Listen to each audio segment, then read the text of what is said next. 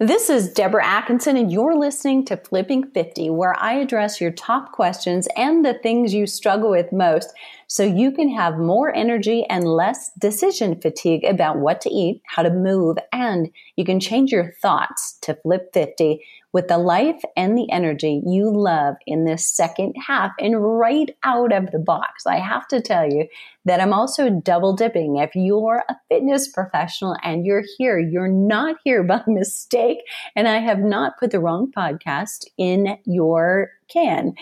But this is so applicable for all of my health and wellness professionals that are out there following me on the Voice for Fitness Professionals podcast that I want all of you to hear it. So my guest today, somebody extra special, Deborah Fryer, PhD, is a catalyst for change and a transformational coach and speaker. She works with creative, spiritual, high-achieving entrepreneurs to help them tap into greater confidence, creativity, productivity, prosperity, and inner peace. Deborah's an award-winning filmmaker, has a PhD in comparative literature, and has been practicing and teaching yoga and meditation for over 20 years, has a pre-medical degree. Her unique combination of visual, literary, spiritual, kinesthetic, and scientific experience gives Deborah a powerful edge. She's a bridge between science and spirituality, mindset and skill set, ancient wisdom and modern neuroscience, intuition and strategy. She has an extraordinary ability to help her clients see their subconscious programming so they can change their limiting beliefs and habits and rewrite their stories to create more emotional freedom and be more productive, prosperous, efficient, and relaxed than they ever thought possible. Deborah's the author of Best Brain Hacks, 108 Scientific, Spiritual, and Sensual Strategies for Success, and Turn on Your Tap, your guide to creating effortless flow and abundance. She's the founder of the Anatomy of Money coaching programs and works with clients privately and in groups around the world. Deborah, welcome. Thank you so much for that introduction. I got through that unique combination of kind of yin and yang, and I was like, okay, just sign me up. Ready. I love all of the, literally, that was probably the best description, the yin and the yang, and it so fits for what you're doing. But, you know, most of the guests that I've got on the show have gotten to where they are because of something that also happened to them. So have you got your own story about money, mindset?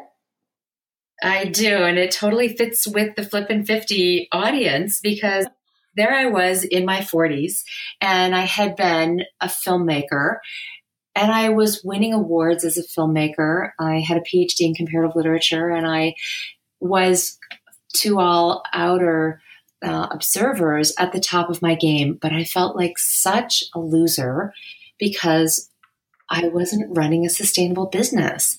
I was constantly in debt. In fact, the first independent film I made landed me over $100,000 in debt because I had so much money shame. I didn't know how to ask for help. And I would make films that, you know, were reaching hundreds of thousands, sometimes millions of people. I was doing really good work about the environment, but I just wasn't able to make money. And every time I would complete a project, I would say to my husband, oh, I should have gone to medical school. And at one point he said, well, stop saying that. You keep saying that. You keep not doing that. So like, just do it. Just do it. And I said, well, like, how am I going to go to medical school? Like, here I am saying I should have been a doctor, but then I'm really scared to do the thing that I think I should have done. So I sat with, well, why do I think that I even want to go to medical school? And I decided, well, then I'll get a real paycheck. I'll get real respect. I'll have real income, and it won't be so hard. My life won't be so hard. And here I am in my mid-40s. So I took my first class. Mind you that I have a PhD in comparative literature. I had never taken a science class in my life. So what was I thinking that I was going to, go to medical school when I didn't know anything about science? So I took my first pre-med class and then another and then another and then another. And eventually I found myself applying to medical school. And in that process, it was about, I'd actually already gotten my applications in. And the first thing that happened that just completely shattered my world was we were in a flood. And here where we live, there was a massive flood in 2013, and it wiped out a third of our house. And I consider us lucky because, it was just stuff that could be replaced with money. It was money we didn't have. And since I was doing all the prereqs for medical school, I also wasn't making any income that year. My entire income that year was $7,000, and we lost a third of our house, and we immediately had about $30,000-$40,000 in debt from the flood. Lost my office, lost the entire a third of the house that was in the foundation. So we really got cleared out down to the foundation. We had to gut it, re-drywall it, put in new windows, everything. Then about 2 weeks later, my dad dropped off his chair and he died. He just died of a massive heart attack. And so that was another huge loss for me that was just completely unexpected. And the day after my dad died, I was working in an anatomy lab at the time. It was my job to go into the anatomy lab and take the heart out of the cadaver and prepare it for the students. And this was massively life-changing because having just lost a third of our house and where I live and do my work, having lost my father, half of the lineage that brought me in, and then having to physically touch a heart and hold a heart, I was able to see how I'd been running my business completely backwards. And I remember as I was getting the heart out of the body, just having this massive download of how I had been running my business in a way that I'm going to call a very masculine way, which is I had just been doing. I had been pulling all-nighters all the time for my clients. I had been undercharging. I had been overgiving. I had just been completely depleting myself and never, ever letting myself take anything in. And what we learned from the heart is that the action of the heart is that it receives and it empties. It receives and it empties. It receives and it empties. And I had not been allowing myself to receive anything in my business. So this was a massive turning point for me that helped me see that I had been completely running my business in an unsustainable way. The body doesn't operate like that. Yet, why was I operating like that? And then the next thing that happened, so I'm kind of going through the chakra system as I'm describing this experience that I had. So losing the bottom of the foundation of our house and where I was doing my creative work is like the first and second chakras. Losing my dad was, the part of the fire in me, third chakra. Then having to, deal with my own heartbreak and physically holding a heart in my hands and understanding it very intimately. I'm at the heart chakra, so now I'm at the throat chakra. So I had an interview in medical school that I wanted to go to. And when I was applying, I thought I was a shoo-in. I had a PhD from Princeton. I had 99% on my GREs. I had a 3.93 grade point average. So I thought I was just the most kick-ass applicant that there was. And I didn't get in. And I was devastated. I was so devastated. I felt like I had just lost everything, and I had no idea what I was going to do. So here I am without income, without a career, because I've given up my filmmaking to go to medical school, and without, a third of our house. And this is the foundation from which I started the Anatomy of Money program. Because when you treat your business, when you treat your life according to the rhythms of the body, according to the rhythms of nature, it becomes easy. It becomes effortless. You discover a kind of resilience you didn't know was available to you. And you discover a kind of harmony that we experience all the time in nature. And I didn't realize that was available to me until I started living it. So I'll pause there and see if you have any questions before I go on. Well, I have a lot of questions. And I have kind of a summary for listeners, because what I hear you saying is so like flipping 50 and the shocker when so many of you who've come realize that, the premise is eat more, exercise less. It is easier than we make it. And especially now. So it's very much in tandem or parallel to exactly what we're doing. And it's just what you're saying. It's like, I have this message here in my life. Why am I trying to make it completely night and day from this other part of my life? Yeah, it is exactly the same, right? If you're saying that we can eat more and work less, I'm saying the same thing. You can receive more, you can nourish yourself more with less effort. It doesn't have to be a struggle. And in fact, if we do the opposite, if we eat less and work more, what do we end up doing? But we end up slowing down our metabolism, right? So the analogy in the work is that we end up slowing down our efficiency. We slow down our creativity, right? We just feel exhausted. We don't feel inspired. So that parallel absolutely stands. I think, it's like we almost need to leave a pause here, because you said something so simple and yet so huge that I can't imagine anyone listening who's not thinking, I'm doing that. Mm-hmm. That's exactly what I'm doing. So, okay. So let's just let that sit with you all while you're listening for a second. And let me ask some questions that you said, some terms that I really want to poke into and make sure that I totally grasp. So first one you said was money shame, kept you from asking for help. Say more about that. Talk a little bit more about what you mean by money shame, because I do imagine I have it, but I'd like you to define it. Well, this is another perfect segue or a perfect illustration or reflection of the weight loss conversation, right? Yeah. So a lot of us, we look in the mirror and we don't like the way that we look, and we think there's something wrong with the way we look. Our boobs are too big, or they're too small, our waist is too wide, or too whatever it is. Like we're constantly judging ourselves based on what we perceive other people are thinking about us. And money shame is a similar thing, where we think it's supposed to look a certain way. We think we're supposed to have a certain amount or not have a certain amount. Money is super, super taboo.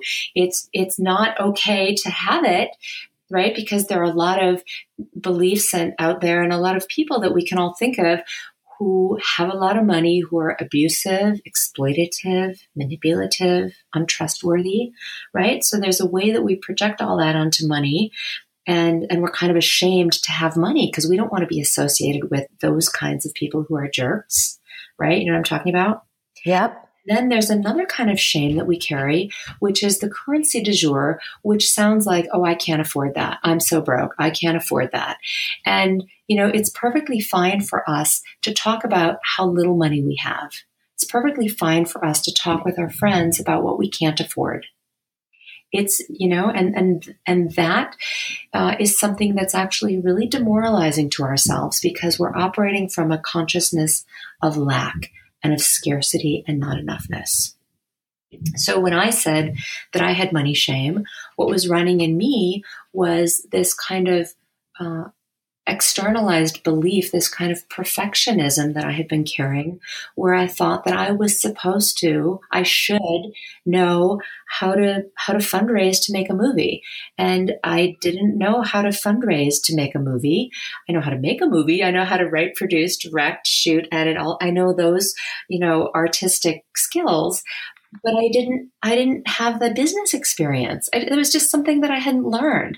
And I so shamed myself that I didn't know how to do something I had never studied. Does that make sense? So, it makes complete sense. And I think every health professional certainly out there who is thinking of or is making a business for themselves identifies that. It's like, I know how to change lives. I just don't know how to make a living doing it. Well, it's kind of like, I don't know how to market myself, right? How many people are completely rock stars in their area of expertise? Fitness trainers, health coaches, yoga teachers. There's so many people that we know who are really, really brilliant at their wisdom and their gifts, and they're so generous and they're so inspiring, and they have no idea how to market themselves. Why? Because what's underneath of that, I don't know how to market myself, that is just a smoke screen for I don't feel worthy. Mm-hmm. So true. And that's the shame right there, is I don't feel worthy. I'm ashamed that I don't feel worthy. And now I feel like a big imposter. Now I feel like a loser and people are judging me. And if anybody knows how unworthy I really feel, I'll be busted. So instead of letting people know that, I'll just pretend like I can totally do it on my own. Right? Does this ring a bell with your people? I know completely with all of my people, that they're running this thing that says, I'll do it on my own. And oh gosh, it's so hard when we do that. And we all have that. We all have that imposter syndrome. So if you are, not from a business standpoint, you're listening from the eating right, or I hate to use the word dieting, but it's a lot of times where we are coming from. And from the exercise standpoint, a lot of us have the idea, I should be able to do this on my own. I should already know this. And yet, why? Right? There's so much science about food and nutrition changing. There's so much science about exercise that, there's really no reason you're not supposed to wake up in the morning necessarily and know, when you've had this change or that change, the automatic. Yeah. Great analogy. I have one more question. So just clarify for me, when you said I was running my business backwards, what did you mean? So I was running my business in the way that I had been taught is the way, or the way that I was how one should run your business, which is I should work really, really, really hard. I should figure everything out on my own. I should give and give and give and give, and then give some more to my clients. I used to call it death by kuja. I don't do this anymore, but I used to call it death by kuja. And what that means is that I would say to a client, I can do X amount of work for Y dollar value. And then they would say, well, could you do this? And could you do that? And could you do the other thing? And I would do all of the kujas because I was a people pleaser and I was afraid that they would like me if I didn't do the kujas they requested. I was so afraid to say no. And meanwhile, my hourly rate went down and down and down and down and down until I was making like nothing. And sometimes it was even me who was paying for their project because I was so afraid to say, of course I can do that. And this is what the investment for that will be. I wasn't coaching at the time. We're talking about me as a filmmaker, which is a very time intensive and equipment intensive business to be in. And it has physical costs, for me to be editing for X number of hours, who's paying for the electricity for that? Who's paying for all of the technology and the computers that I'm using and the cameras and the microphones, right? And I had such a blind spot. I wasn't even rolling that into the price that they were paying. I'm going to use that word, money shame. I was so afraid to receive money because I had so many beliefs that made me think that money was bad and I didn't want it. So, does that answer your question on, yes, totally does. Totally. Backwards. The backwards thing is it's the giving everything away. To use your diet analogy, is if you're trying to lose weight, starving yourself, which is going to do what? Stress your body out big time because it doesn't know when its next meal is coming from. Your metabolism is going to go way, way, way, way down. And you're just going to keep pushing and pushing and pushing. And meanwhile, you're destroying the part of you that you're actually trying to revitalize. That's what I was doing in my business, was I was just pushing and pushing and pushing while completely depleting myself.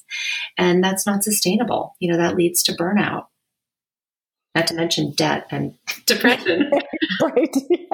Yeah. As a business. Yeah. Right. So, okay. So we've got all this going on, subconsciously, and we're programming ourselves, or we're operating on maybe pre-programmed things that got there. Now that everybody listening, right, has had this aha moment, I'm guessing that there's a little bit of this in you, what do we do with it? What's the role of our subconscious mind? How can we turn this around?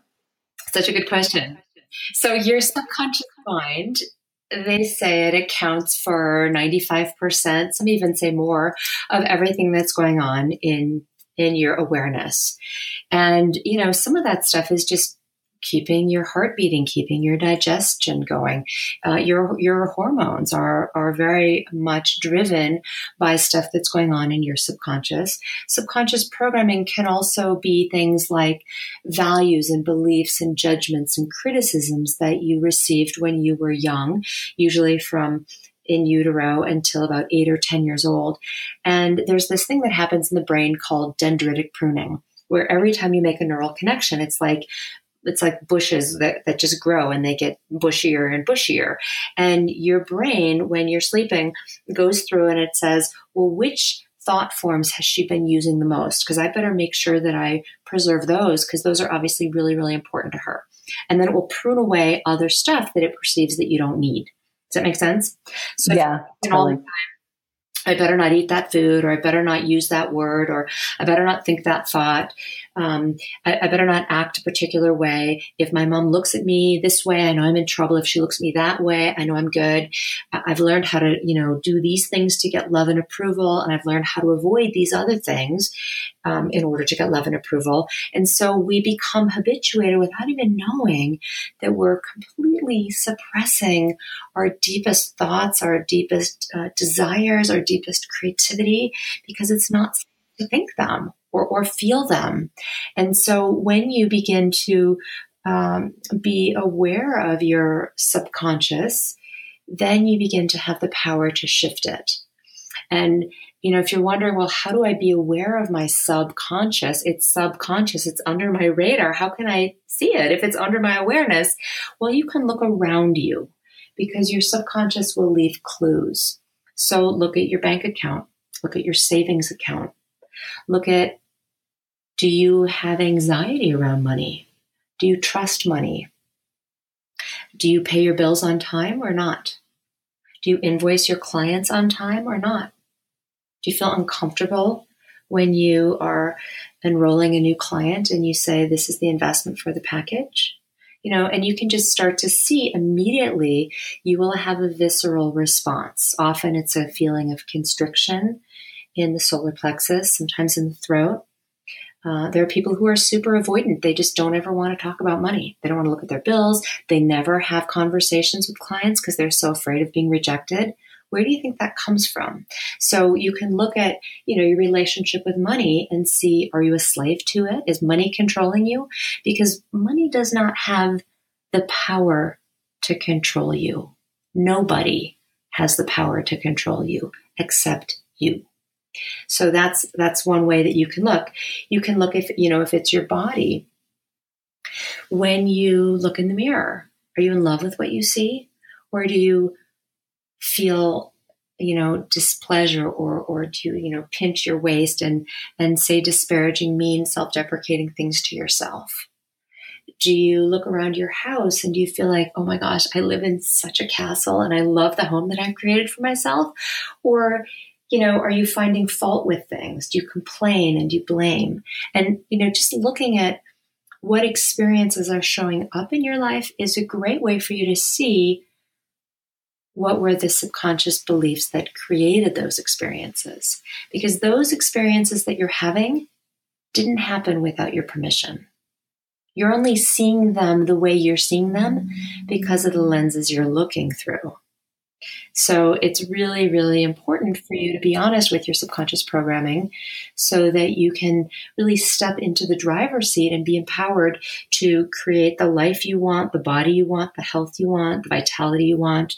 All of that is available to you once you step 100% into the seat of your creatorship. Powerful. All right, I'm scribbling notes like crazy over here. Okay. I know I had a fire hose. People, I get so excited about it. It's Okay, really right. powerful stuff. It is very powerful stuff. And I keep coming back to, okay, you and I had a chat, kind of tables were turned. You were interviewing, I was talking, but this takes me back to when you and I were talking, and we'll have to share with listeners the summit that you have coming up and why we were talking, what we were talking about. That when I was, you and I have a lot in common. We should probably do coffee, right? But when I was 49, here's my story. That must be a pivotal year. There must be something about that. But I was, I put everything into, instead of safety, security, I was hugely successful, but it was like big fish or in a little pond. And I was like, I know I have more. I have more to give. I want to have a bigger reach. And so, momentarily it changed my whole world. It wasn't the safe, simple, expectation anymore. I really took a risk. And I was literally, pawning jewelry and, I was like, oh my gosh, I can't believe I'm doing this. But at the same time, I was like, I know I'm supposed to be doing this.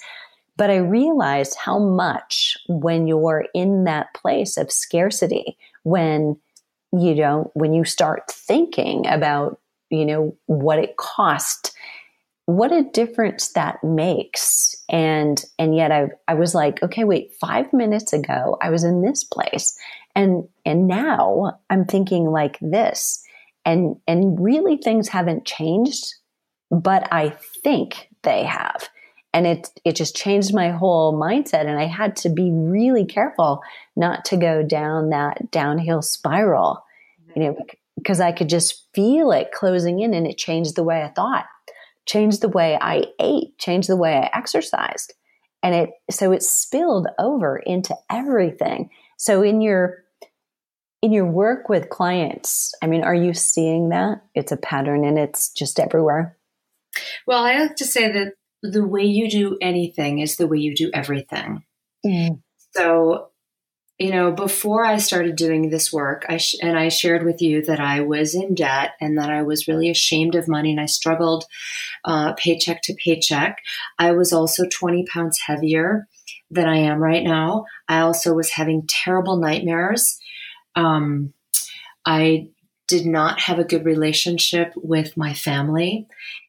All of the ways that I was dishonoring myself were showing up in my money, in my relationships, in my health, in my well-being, in my energy. And even my relationship with whatever you want to call it, spirit, God, creator, life force, I felt like I was separate from that. And I was creating a separateness, a kind of separate existence from everything else. Everybody else can have money, but not me. Everybody else can lose weight, but not me. Oh, diets never work for me. Oh, that's never going to work for me. Other people are good at sales, but not me. I was just really, really good, which I know a lot of people are because I work with them now, at making excuses for why not me. And here's the thing. When I changed, I like to say I retiled my bathroom, because I replaced so many of these old beliefs that were really familiar to me. When I did that inner mindset recalibration, without me having to market myself at all, I immediately tripled my income. And now, I am quite visible doing the work that I'm doing, helping people master their mindset. And, so it's, the new normal for me is that I experience a kind of ease in my business where money comes in and I invest the money in team, and money comes in and I invest it in, bringing people that I work with on retreat, or whatever the investment is. Money is constantly flowing in and out, and I'm not experiencing a kind of scarcity anymore. I'm not experiencing fear and anxiety with it. I also, without particularly trying, I dropped about 20 pounds, and I have a definition in my body that I didn't used to have. And I think, the extra weight was for me a lot about feeling unsafe. And I just needed to carry that for protection. And I don't feel like I need that anymore, because I've developed a level of trust with myself. So I think that when you shift one thing, it's going to shift everything in your life because you are really the creator of all of it. So whatever you're looking for is what you will find. If you're looking for what's not working, you will find plenty. If you're looking for what is, you will find plenty. If you're looking for your strengths, you will find them. You'll see them. You will celebrate yourself. If you're looking for your health and your wealth and your vitality, you will find examples of it in every area of your life, but you got to be looking for it. Love that. I love that. Okay. If you could give listeners, just a quick win, for changing money mindset or their own money story, their own belief about it, just if anything, listeners, has resonated with you, whether it's around that money mindset or it's around how it is affecting you elsewhere in your life, what would that be? What would be a quick win?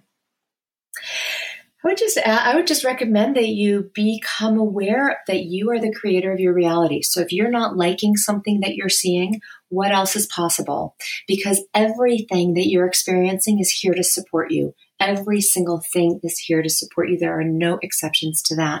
So if you're making up a story that it isn't supporting you, that's your particular mindset that nothing ever works for me. It's not going to work out for me. And here are all the reasons why. And you've got to become really aware of the stories that you're telling yourself. Your mind doesn't know the difference between what's really happening and in your biggest dream for the highest vision of yourself. So when you're honest with the story that you're telling, when you're honest with the language that you're using inside the privacy of your own head, you can start to shift that and start to talk to yourself as though you are the person that you want to be. Because you are. I love that. Love. Okay. So you have a juicy summit coming up with so much more as far as messages go from experts in your kind of orchestrating and helping to moderate and interview. And you have one of my all-time favorite speakers ever.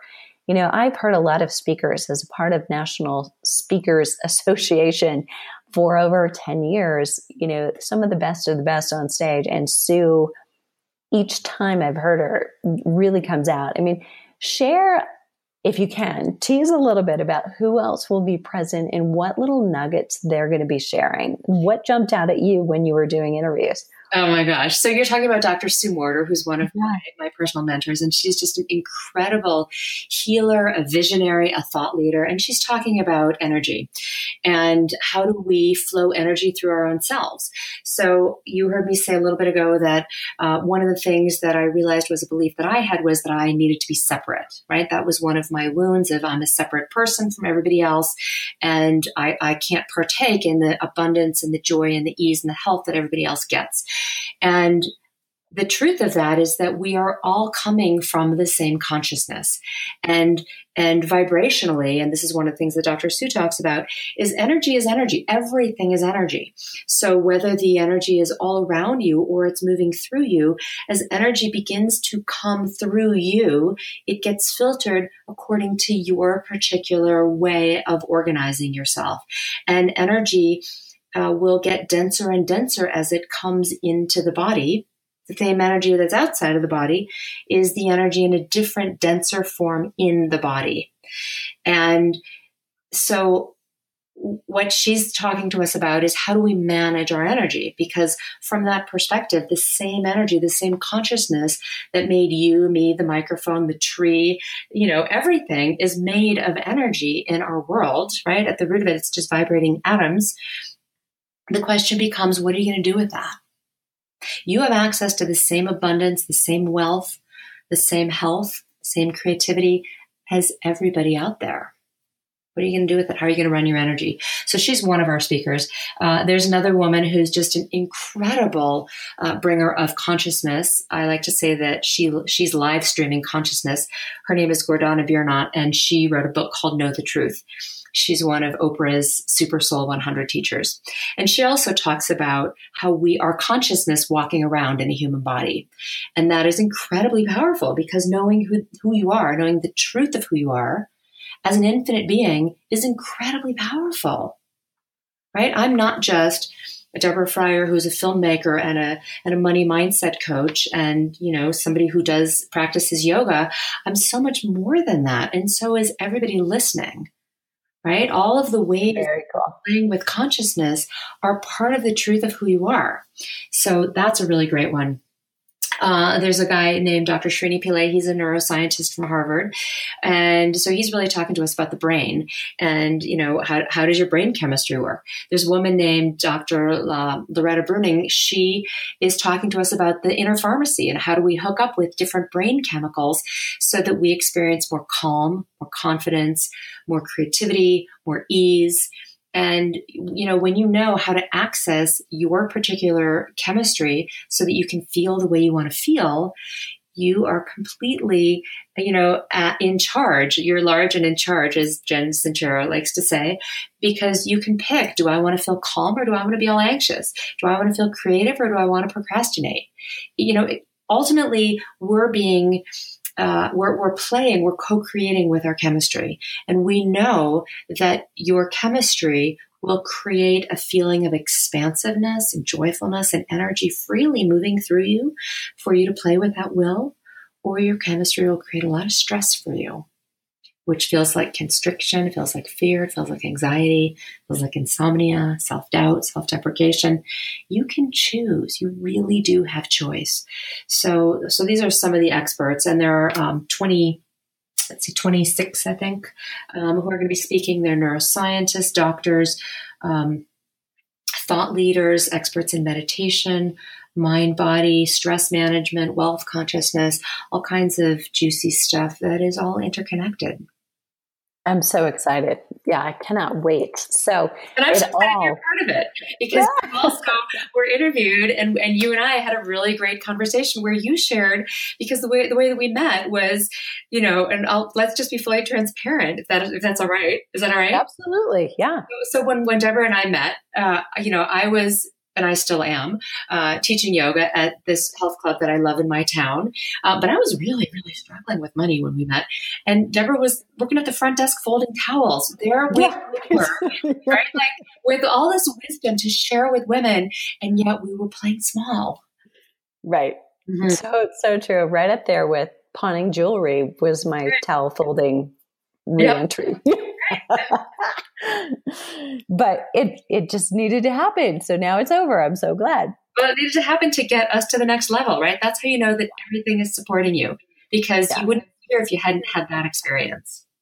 It's so true. It's so true. And you know so much more. Okay. So everybody, I'm hoping that you are all working out, you're walking, jogging, lifting weights, or maybe you're commuting. So don't grab the pen and pull over. I'm going to put this link in the show notes. So it's for Master Your Money Mindset, and it all kicks off tomorrow as we're recording this. So by the time I put this up, it will still be tomorrow, but some of us will be probably in bed asleep. So if you're getting this, you're seeing it first thing on Monday morning, today's the day. Let's go. Go ahead and register. And if you're listening to this somewhere in the future, chances are it's still going to be there. It's still going to be where you can access it. So go to the link at my website, flipping50.com/podcast. You're going to register for Master Your Money Mindset and get so much more in terms of riches. Deborah, thanks so much, number one, for hosting the summit, because I think this is going to be amazing. And thanks for your time and being here. Well, thank you for letting me share and for you sharing with me. It so enriches all of us. Absolutely. And all of you listening, if you've got a question that we missed that you wish I would have asked Deborah, leave it below the show link at either flipping50.com or Voice for Fitness Professionals listeners. You're going to leave it at fitnessmarketingmastery.com and join me in Facebook. Get all of the juicy resources and the link below to not only the Master Your Money Mindset, but how to connect with Deborah more. So she's got so much to offer. Go listen to her. I've got her Facebook, her Twitter, and her LinkedIn connections there as well. So what are you waiting for? Ladies, start flipping 50. Fitness professionals, start changing lives.